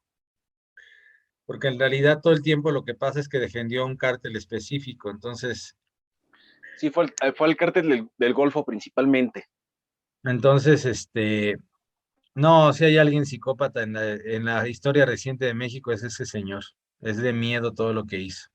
Y las escenas son, los que filmaron esas escenas, o sea, porque hay videos de todo eso, es impresionante. Eso es valerte gorro absolutamente la vida humana. Ujú.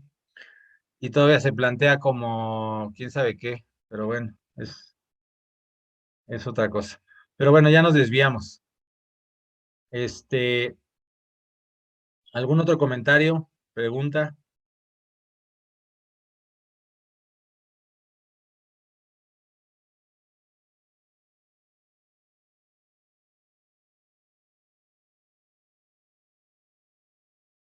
¿No? Nomás quiero comentar sobre Maquiavelo. Lo que él hacía era que las personas, adaptarse, podríamos decir, a las personas, porque si, hablando propiamente del libro de Maquiavelo, si eran católicos, él tendía a entrar por esa vía y llegarles ahí para evitar un conflicto más fuerte y tener a la gente bajo su poder. Es correcto, Maquiavelo son consejos para un príncipe para mantener el control social, para que la sociedad no estallara.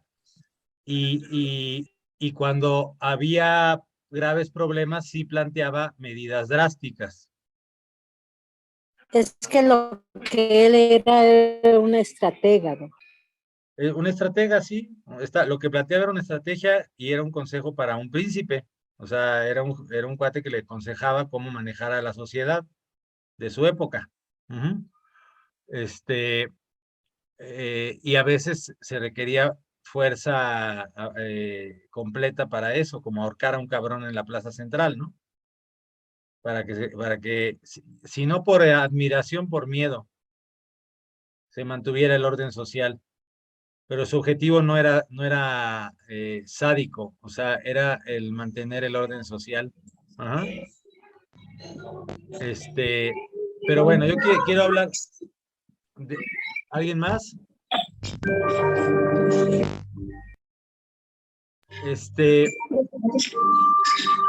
¿Alguien más vas a comentar algo? Ah, es que abrieron el micrófono. Algo que me gustó, tú dijiste, Lidia, que vamos cambiando de medicamento en medicamento. Sí, vamos teniendo, de acuerdo en el día, nuestro vivir, varias etapas, pero tenemos una fundamental, ¿no? Una constitucional. Pero sí podemos caer en uno de acuerdo a nuestra situación. Eso es muy interesante. La vida te cambia. Pero si alcanzas a ver, cuando realmente conoces al paciente, ¿alcanzas a ver su constitucional o no? Pues yo creo que al inicio no, porque también es un poco hermético y pues al inicio nos mienten, ¿no? Pero ya cuando vamos precisamente haciendo esa empatía con él, pues ellos solitos van contando y ahí es donde podemos identificar en qué etapa, estadio se encuentra para poderlo sacar adelante. Lo vas conociendo, fíjense, hasta en el interrogatorio homeopático te sirve el enfoque centrado en la persona, porque vas permitiendo que la persona hable y todo eso y te vas dando realmente cuenta de quién es en el fondo, cuál es su constitucional. Uh-huh.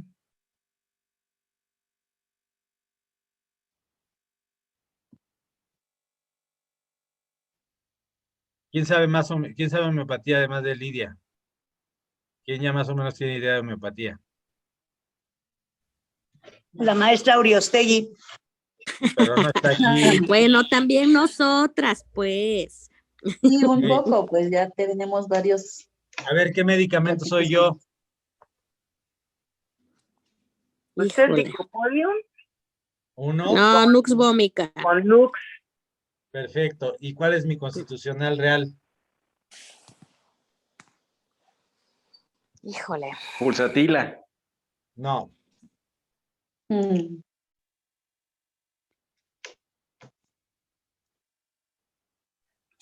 ¿Cuál fue la pregunta, doctor? Perfectamente reconocieron que soy Licopodium y agravo en Nux Vomica. Ajá. Pero ¿cuál es mi constitucional? Creo que ya me han conocido suficiente para saber cuál es mi constitucional, ¿o no? Mi No, constitucional bueno, es, yo no lo conozco muy bien.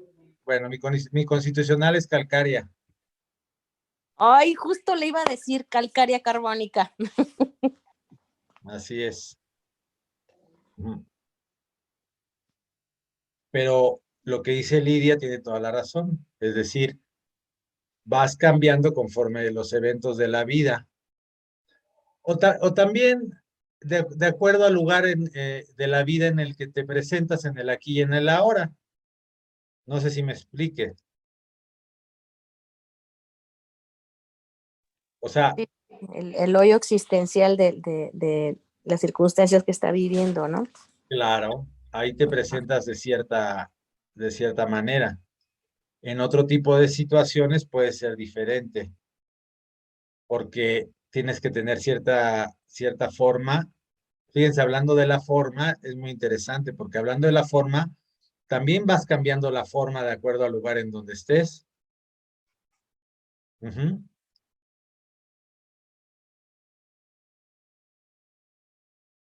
Si yo estoy en un evento, no sé, de orden espiritual o algo así, mi forma no es Licopodio, es otra forma.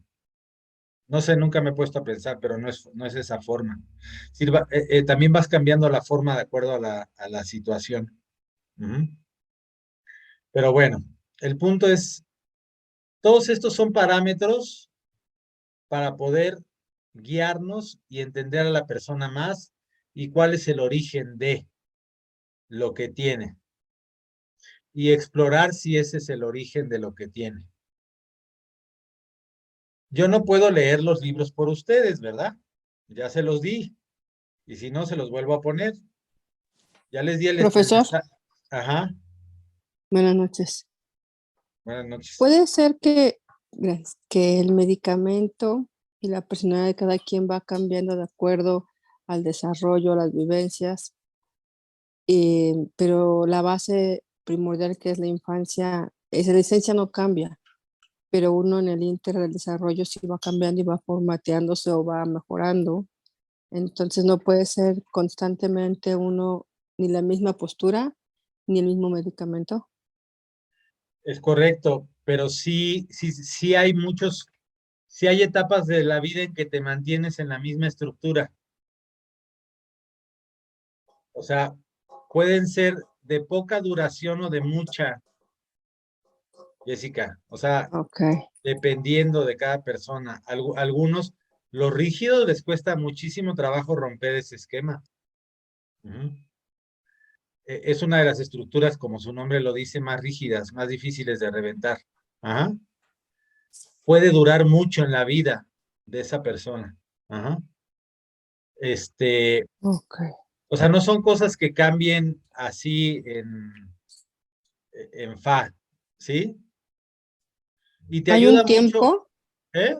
¿Hay un tiempo en el que se queda estático uno en No, algún pues es que medicamento? la Ok. vida, es que depende de la vida, ¿no? O sea, Entonces depende del desarrollo de la vida de cada uno. claro, porque si estás con una pareja que te despierta lo pulsatila, pues ahí vas a estar en pulsatila un buen rato hasta que te salga lo nux, ¿verdad? O sea, no sé si me explique. Sí, claro. Hasta que se te quite lo codependiente y todo eso y te salga la ira. No sé si me explique. Sí, claro. Ahí cambias de forma. Ujú. Pero hay Ok. gente que hay gente que se puede quedar ahí un buen rato. Ujú. Ok. ¿Sale? Sale. Gracias, profesor. Sí, los masoquistas, por ejemplo, nos quedamos muy buen rato en ese tema, por ejemplo, hasta que lo rompes, ¿no? Entonces, lo que trato de decir es que es importante que estudien cada uno de estas estructuras de carácter, que lean los libros de Alexander Lowen, que lean a Kelleman. Yo les pasé los libros, si quieren se los vuelvo a pasar. Léanlos, conozcan el origen de esas estructuras de personalidad, conozcan de dónde vienen para que conozcan qué hay detrás de la persona. Ujú. ¿Qué hay detrás del narcisista?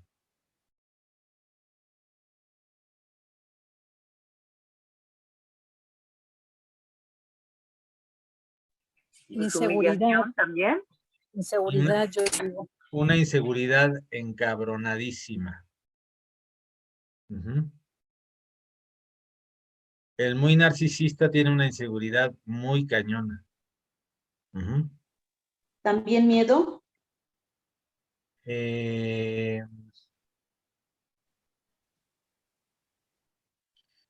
Mm, puede ser un poco de miedo a no ser aceptado. Pudiera ser, sí, algo de miedo a no ser aceptado principalmente. Ajá. A darse cuenta que es normal, que es igual a todos los demás.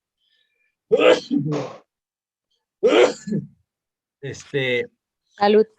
Gracias. Salud. No es un miedo de miedo a ser lastimado. Es un miedo a no ser como aceptado, a reconocer que es común y corriente, ¿me explico? Ujú. ¿Podría ser como la humillación? Porque está acostumbrado a ser como muy Exactamente, egocéntrico. exactamente. El narcisista lo humillaron de chico y creó el narcisismo para ahora revertir eso y ser admirado. Por lo menos eso lo cree él. ¿Me explico? Sí. Profe, ¿narcisista es controlador?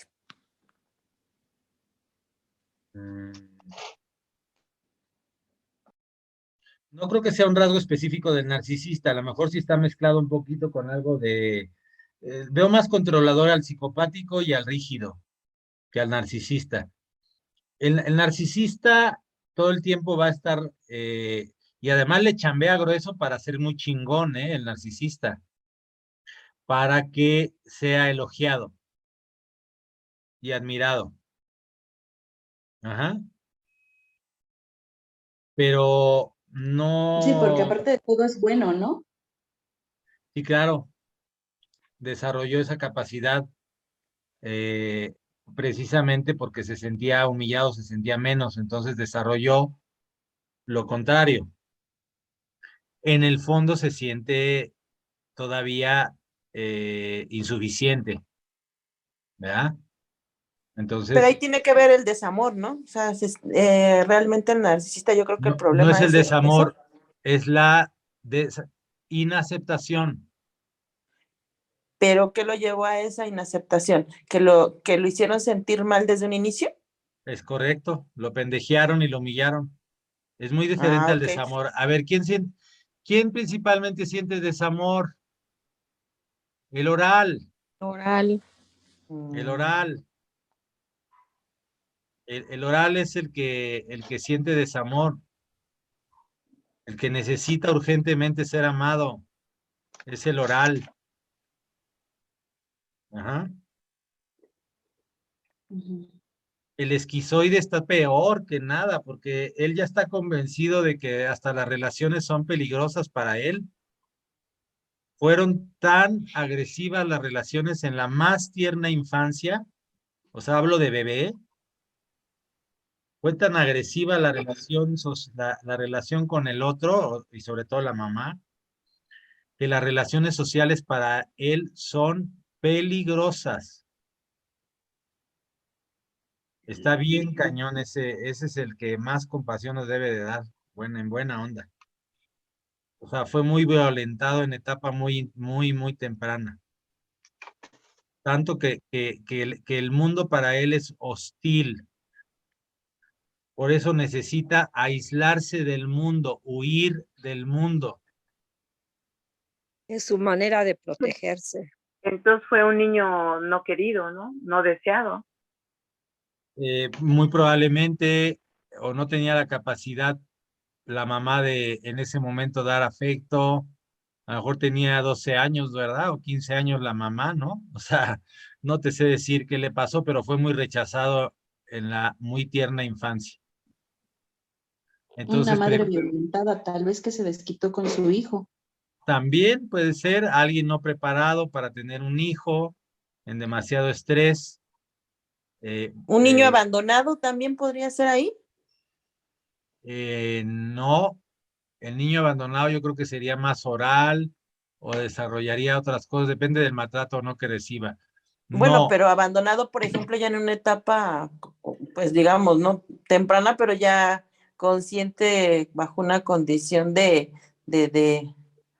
por ejemplo, ve que hay niños que dicen, no, porque tienes este defecto, pues te dejo, ¿no? O no me sirves. pero ya esa es una etapa posterior. Mira, el esquizoide es el bebé que agarran y le hacen así. ¡Cállate, cállate! ¡No te soporto!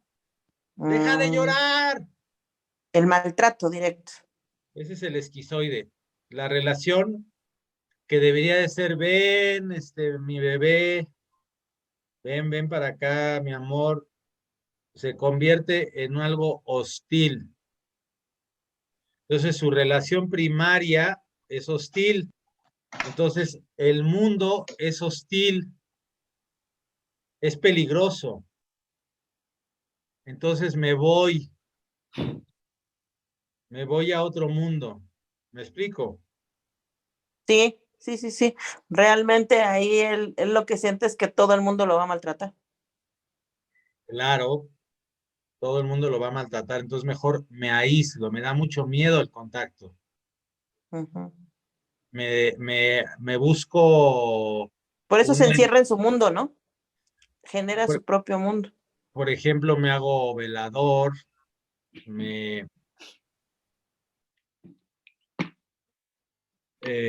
busco un empleo, una forma de vivir, me hago un pintor, que esté solo, un escritor, ajá, chinga, está.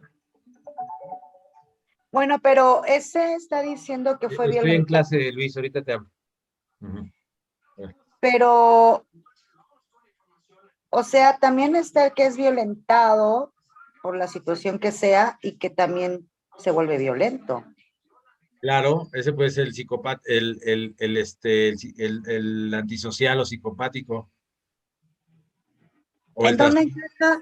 Lo escucho. Ese sería, por ejemplo, el trastorno antisocial de personalidad.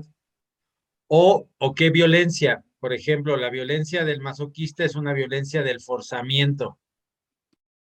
Por tu bien te forzo. Porque te quiero te forzo. Pero también es una forma de violentación. Te hago comer a huevo, te hago vestir a huevo, ¿sí me explicó? Ay, el masoquista está en una pinche camisa de fuerza. ¿Me explicó? ¿En dónde entran los machistas?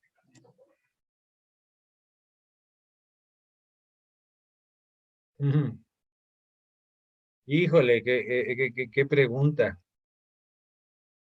Es que ahí hay una estructura social, ahí está, eso va más allá. Porque a veces... Sí, obviamente se sabe que el machista lo hace la mamá. Es que hay de machistas a machistas, habría que ver el caso, porque hay machistas hasta sádicos, porque los violentaron mucho de niños. pero como la estructura social le permite ser machista, ejerce ese sadismo y esa psicopatía hacia la mujer. Hay machistas simplemente de educación, de que así es el orden cultural en el que estoy. ¿Me explico? Ajá, pero entonces ahí cómo los asignamos o cómo los separamos. Pues velo, obsérvalo bien. Hay o sea, observa bien su forma, o sea, puede ser por ideología, porque así fui educado. ¿Me explico?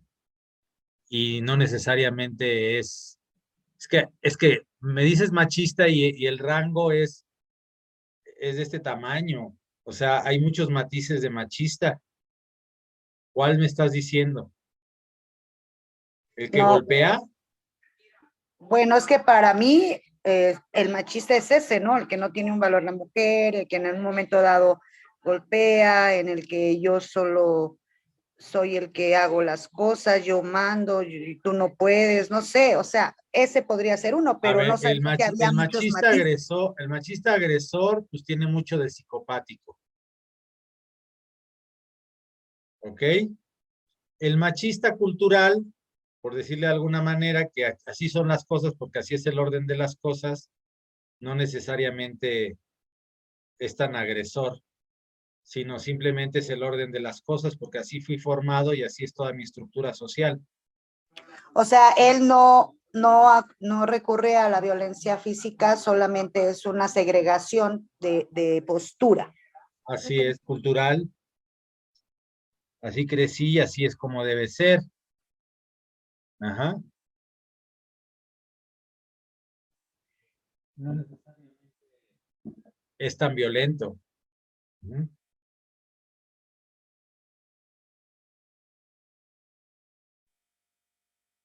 explico? Sí, ya entendí. Bueno, son las 10. Ahí la dejamos por hoy. Yo tengo una pregunta, doctor. Usted dijo ahorita de los libros del Bowen. ¿Los mandó en PDF o...? Ajá, mandé libros en PDF. Ok, lo checo. Están hasta arriba del chat. Me imagino, pues si no sabíamos de las tareas.